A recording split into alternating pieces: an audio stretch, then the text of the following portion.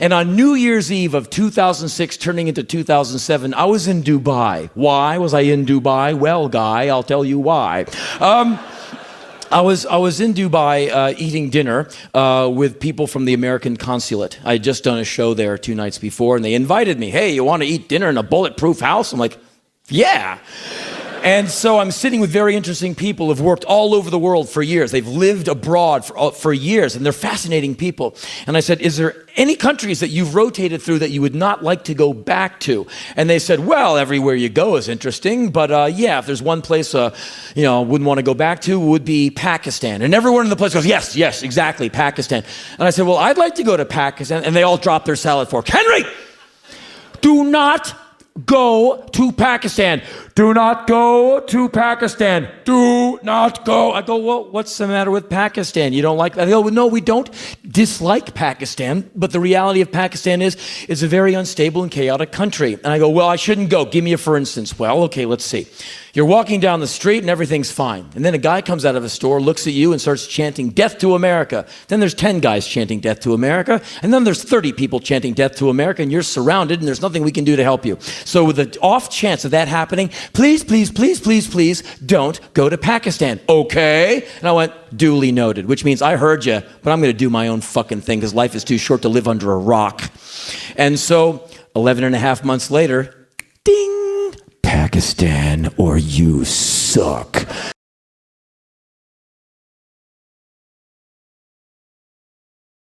I go to the lobby, I check in, they give me my hotel key, I go to my room, and I do what I always do when I get to a new country. I drop my bag, I grab a bottle of water, and I walk outside and I start pounding the streets, looking around. I half plan all these trips. The first half is, I'm going. The second half is, I have not a fucking clue what happens next.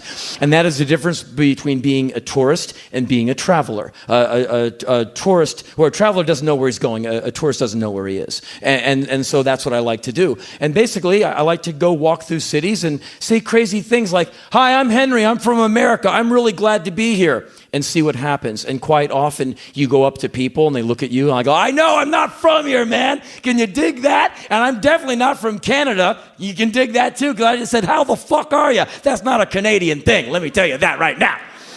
And so people are like, "Oh, well, hello, why are you here?" "I'm here to meet you. I'm Henry. What's going on?" They're like, my name is so-and-so. You want to meet my nephew?" "Yeah, I want to meet your nephew." "Hey, man, you're his nephew? Far out, man. What's going on? What do you guys do?" "We run the store." "Can I see your store?" And I walk in, and all of a sudden you're meeting people, and dialogue starts, and you ask them about their country. You ask them what they think of your country.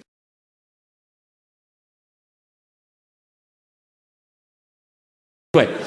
So I see smoke and fire. I'm like, whoa, no shit. Smoke and fire in a foreign land? Boing. I'm into it.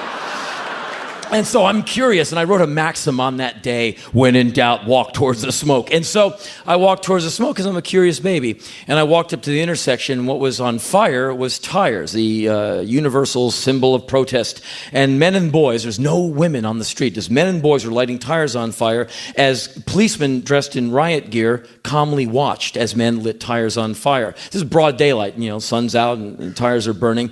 And I walk up and people see me, but no one goes, "Get out of here." They just kind of went back to what they were doing, lighting tires on fire and crying. There was grown men in the streets, men with gray beards, with tears, men weeping, men sobbing, audibly sobbing, like, "Ah," because they were mourning Benazir Bhutto and her death. And when more men would show up and recognize the other men, it would make them cry more, and they would hug.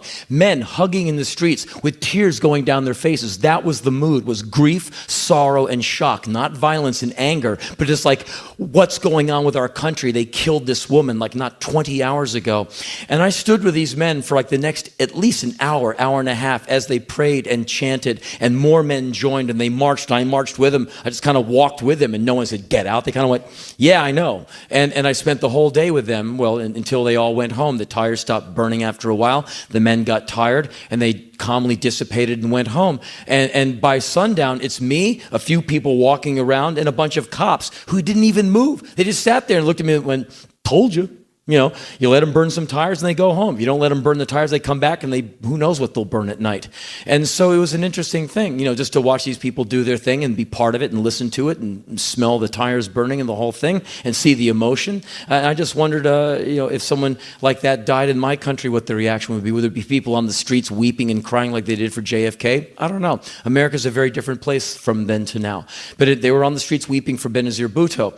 And at one point, a man walks up to me. You know, I'm just standing on the street watching the sunset, and he walks up, he said, sir, are you from the embassy? And I said, no, man, I'm just here visiting your country. I'm not media, I'm not anything, my name's Henry, hey, how are you doing? And he says, oh, hello. And I said, I'm so sorry about the death of Benazir Bhutto. He said, yes, it's very sad. You must do me a favor. I went, okay, what? He said, you must tell your president not to be friends with Mr. Musharraf. Mr. Musharraf is a terrorist. He's a very bad man. I'm like, God, what do you think my president is? Like, oh, the good guy? And so he goes, you must tell him he's a terrorist and not to be friends with him. And I said, sir, my president doesn't listen to me. I've tried texting him. I send him the email.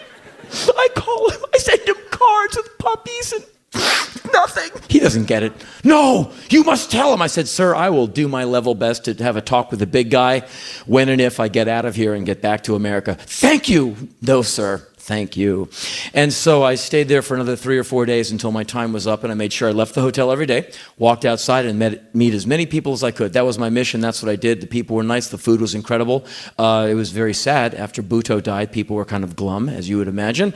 And eventually, my time was up. I went back to the airport. Mr. Musharraf had unsealed the city. The airport reopened, and I flew back to America, realizing that I had done the right thing by going to Pakistan. And I know that in Pakistan, you might turn the corner and have a bad day, but that can happen in Detroit, and that can happen anywhere else. You can find a bad patch of land and get a knife put in your face, but that's the world. And so I'm not going to live under a rock, and I'm not going to use a book to get information more and value it more than the information I get from going into what Mark Twain called the territory. Books are nice. You read books. I read books. Probably we don't read enough books, but we read them all the time. For me, knowledge without mileage equals bullshit. In order to really know, you've got to go. And once you go and get it on you and shake hands with it and bump into it and eat it and smell it and rock out to it, then you know something. Until then, you're just reading someone else's opinion of it, and that to me is just a pinch of salt in the fucking wind. And so I went. I did that.